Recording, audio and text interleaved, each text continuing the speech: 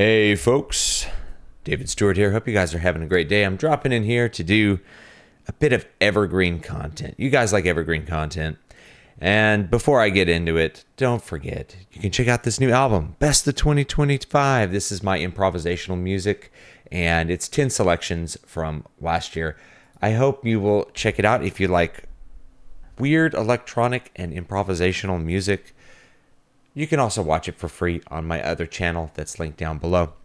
Here's the evergreen content. Windows sucks. Microsoft bad. Microslop bad. It's evergreen because literally my entire life people have been complaining about Windows and about Microsoft, and I'm joining that. I'm joining the brigade of humanity. I'm ready to join the brotherhood of humanity and complain about Windows a little bit because Windows has gotten a lot worse. I have Windows 11. I'm recording this on Windows 11.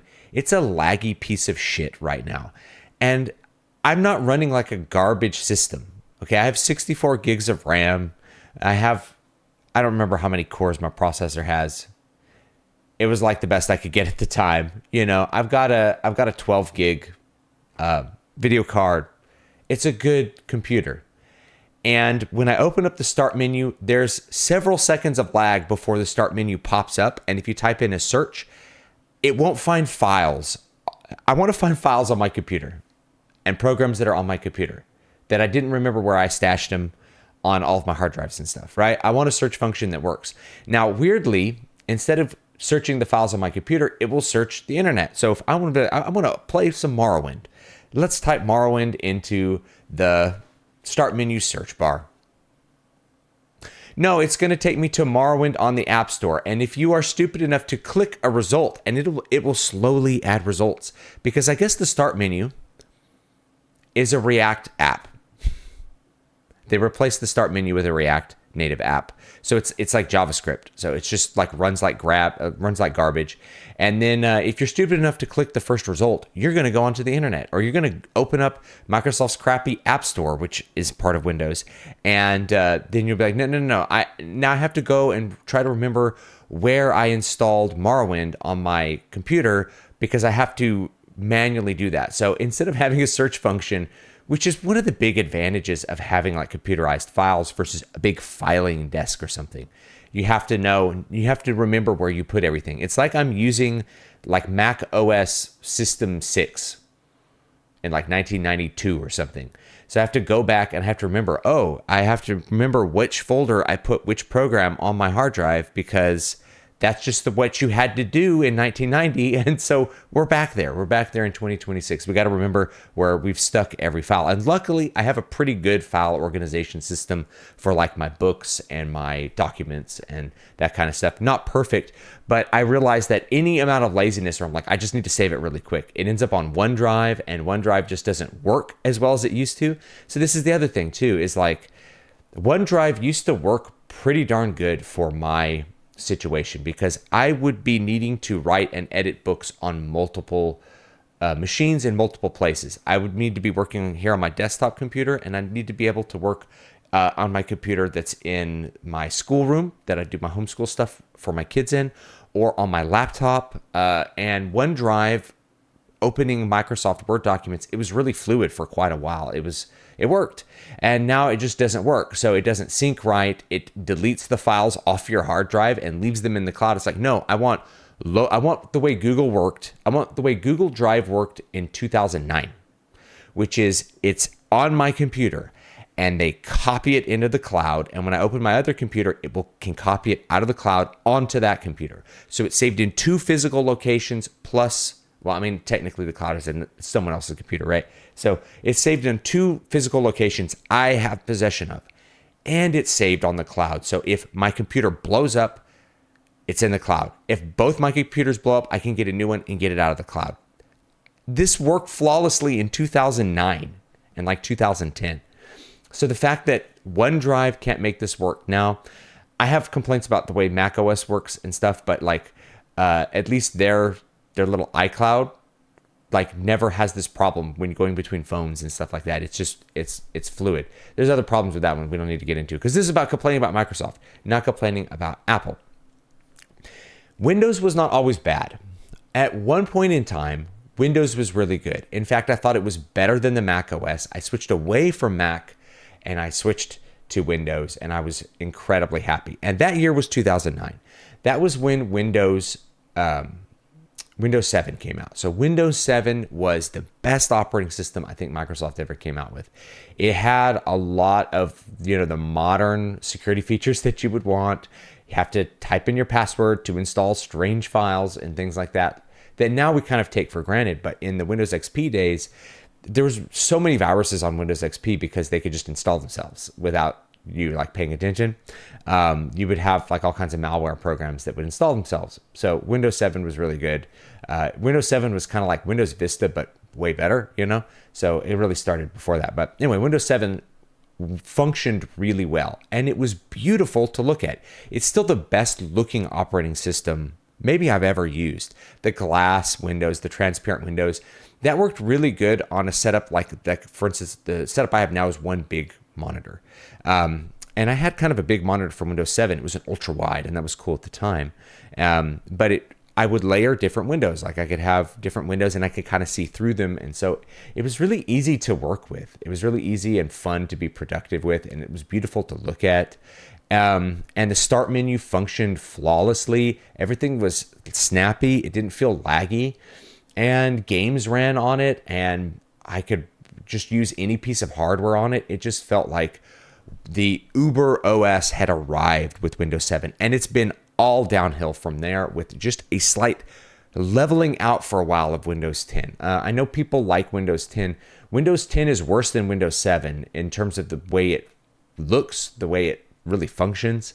Windows 11 started out okay. I have Windows 11 on my computer because that was the new one, and it just looked like a continuation of Windows 10, and it was. But Microsoft has made it so much worse than when it launched. It gets worse every time it's updated, to the point where I didn't have any problems running Windows 11. I had a great computer. Now, apparently, something like half the code is written by AI. I don't remember how much. But like now the start menu is a laggy piece of crap. How did you mess that up? How is that not running on my machine? Do I have to have a machine that was built in the last 30 nanoseconds with $7,000 worth of DRAM because it's so expensive in order to run an operating system? Anyway, Windows 7 was great. Windows 8 was garbage. And it wasn't garbage because it functioned it wasn't garbage because it was broken. They got rid of the start menu. Like the best feature of Windows is that start menu. And the functionality of the start menu in Windows 7 was so good and so easy to use, so easy to find programs, like so easy to search, like so easy to use. Windows 8 replaced it with these tiles. I don't know if you guys remember the tiles. Like the tiles were terrible.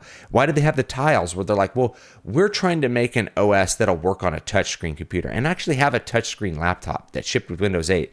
And the tiles kind of worked okay. You could press the start menu and like open up the tiles, and you can open up apps, and it was like using a big phone with a computer. It kind of worked, but that's not what people wanted, right? That's not what people wanted from Windows. They're like, I want to run programs and have folders that my files are in, and I want to be able to print things when I hook a printer up to it. And I want to be, you know what I mean?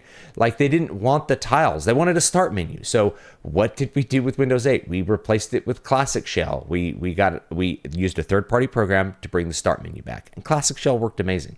It allowed you to just have the Windows 7 start menu in Windows 8. And it's like, why did you use Windows 8? I used Windows 8 on my old build because Windows 7 actually couldn't address all the RAM I had in my computer. I always install tons of RAM because you never want to run out of RAM. So I always do a lot of RAM. So it couldn't address all the RAM. I had to get Windows 8 unless I was going to get some weird enterprise version of 7. And 7 was on the way out. So we're like, we'll just do 8 and maybe they'll fix it. And they never really fixed it. Instead, they came out with Windows 10. And Windows 10 was like, hey, it doesn't suck as bad as 8. So everyone's like, oh, finally. Windows 10 is good. And it's like Windows 10, it doesn't look as good as Windows 7, and it just doesn't function as well. The start menu doesn't work as well. Instead of the tiles, it's just a weird start menu. It just doesn't work as good as Windows 7. Windows 7 is perfect. Windows 11, however, is so bad. And the moment that it got bad, when it shipped, it didn't have this Copilot shit with it. But as soon as Copilot arrived, this is the worst operating system I've ever used. Except maybe there might be something worse that I've used somewhere that like just I can't remember. I don't know. Like Windows Vista. Was Windows Vista worse than Windows 11? I don't think so. Those widgets were kind of stupid, but now we have them in the new Mac OS, and my wife likes them. They're like, oh, I like those widgets. I'm like, you would have loved Windows Vista. Windows Vista was okay. Compared to Windows 11, it was awesome. So, no one used Windows Vista. Everyone crapped on it, but Windows 11 now is bad, and it's because of Copilot. Like snooping on your computer, taking screenshots, just an extra layer of garbage that nobody asked for. The thing is, if you want an AI, if you want a chatbot or you want to use ChatGPT or something, you can do that. People are like, well, if I want to use an AI, I can use one. I don't need one that like ships and is integrated into the operating system. And in fact, I don't want that. That's actually a possibly huge security risk because of all kinds of problems like prompt injection and things that happen. You don't want an AI that's just running stuff on your computer all the time, do you? Like, and if you do, I'm like, if you want Microsoft to turn Copilot into like a Claude bot or something, like, why? Like, why do you want that in your operating system? The point of the operating system is to run programs. So why the hell does Microsoft do this? Why do they make Windows worse intentionally? And the reason is, if you guys are looking for the reason, it's the new car paradox, or the new car problem. And this is a problem that American auto manufacturers encountered, back in the mid 20th century, let's say, is that automobiles got really good. They got very reliable, at least compared to how they were before. I know a car from the 50s doesn't feel as reliable as like a car from 2015, but bear with me. It was a lot more reliable than cars from the 30s. Cars lasted a lot longer. So how do you get people to buy cars when the wealth level has risen, that most families have a car? Cars are lasting a long time. Well, you have to change the body styles all the time. You have to make the cars a fashion accessory, and you have to add and subtract features. You have to change the cars every year in order to get consumers interested in trading in their old car and buying a new car. So it has to be new colors. You just do different colors every year. You do, slightly different features. You add power windows and things like that. Do power windows improve a car? Marginally, but power windows also go out, right? So it wasn't a thing that anyone needed, really, was power windows. But now I don't know if you can buy a car without power windows. Maybe like Geo has a car without power windows. But it gets like that. There's just, you add and subtract things, and you make the body shape a little different, make it look a little different. It's like buying Fender guitars. Fender will change out what colors are available on their guitars every single year, so that people have a reason to buy a new guitar. It's different. It's not like they've changed much about the Fender Stratocaster. They just change a couple little things. This one has an S1 switch, and this one is blue this year. And then that's good, right? That's the way that you have to do this. So Windows doesn't change because there's some shift in the technological landscape it has to respond to. But Microsoft changes those things in order to force people to pay them more money to buy another operating system. So you intentionally stop supporting the old hardware, and you make the new operating system the thing. All the laptops are going to ship with Windows 8 or whatever it's going to be. You change the UI, not because the UI is broken, not because it needs to be changed, but because that's the way that you can sell people on a new operating system, is you have some sort of new feature that will, maybe work, maybe not. But now you have, something like Copilot. Eventually, Copilot is the new Tiles crap. It's like, no one wanted this. What people wanted was an operating system that ran their programs. So when is Windows going to die? This is always the question. And the answer is, I can't tell.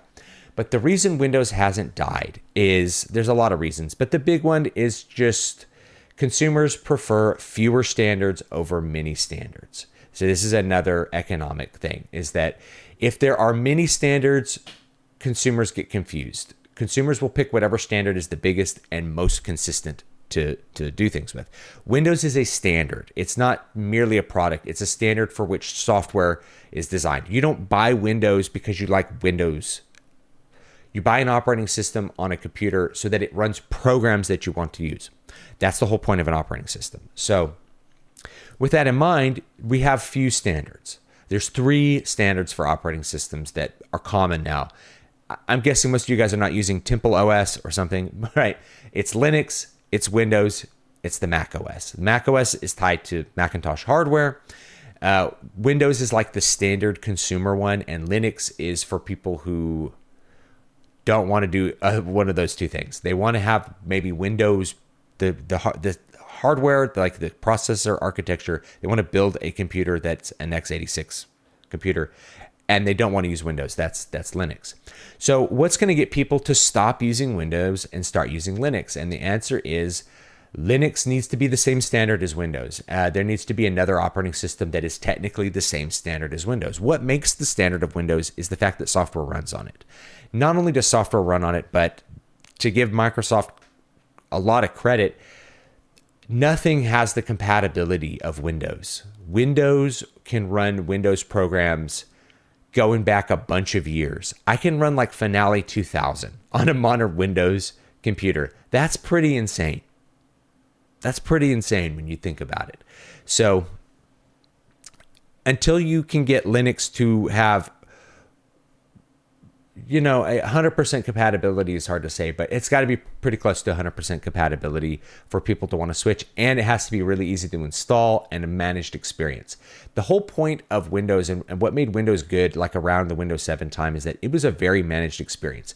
Once we're all online, it can auto update. It can automatically stay up to date.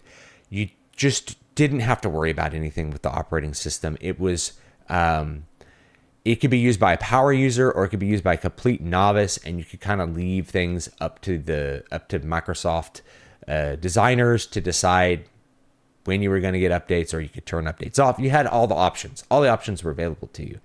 But Linux, it's like, what distro are you going to use? Linux is a standard with many distributions that all kind of do the same thing, maybe in different ways or with different, graphical user interfaces or whatever you want there.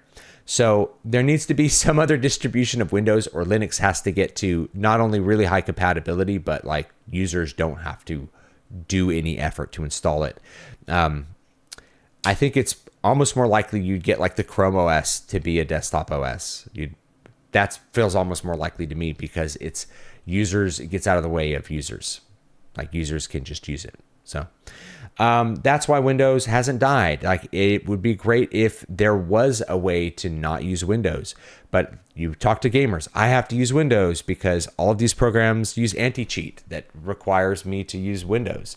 I have to use Windows because my video card drivers don't work on Linux. I have to use Windows for these reasons. And then for professional people, like I got to use Adobe software and it just doesn't work on Linux.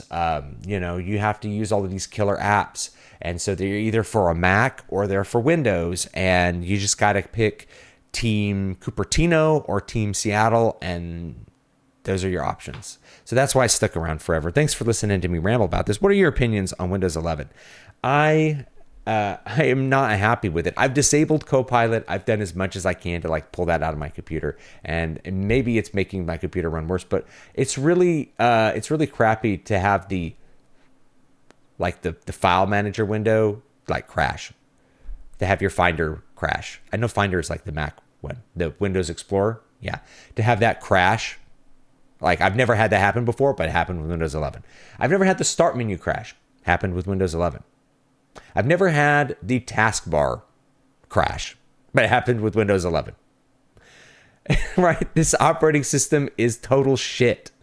Can we get something better? Can there be an alternative that can run the software? Because that's what we want it to be. So either software companies have to start shipping stuff for Linux, or like Linux just has to get more compatible. I don't know what the solution is. You tell me. You guys know more than I do, so you guys tell me what's up.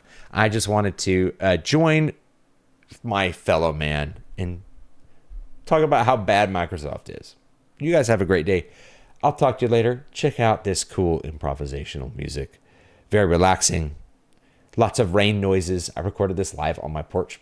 Most of it. It's like it ended up with a lot of tracks that I recorded on my porch. So there's rain and all kinds of ambient sounds. I recorded it with my phone and it actually doesn't sound too bad. But you should check it out, and maybe you'll hate it, maybe you won't. And you can listen for free down below at my channel. Have a great one, and I will see you all next time. Peace out.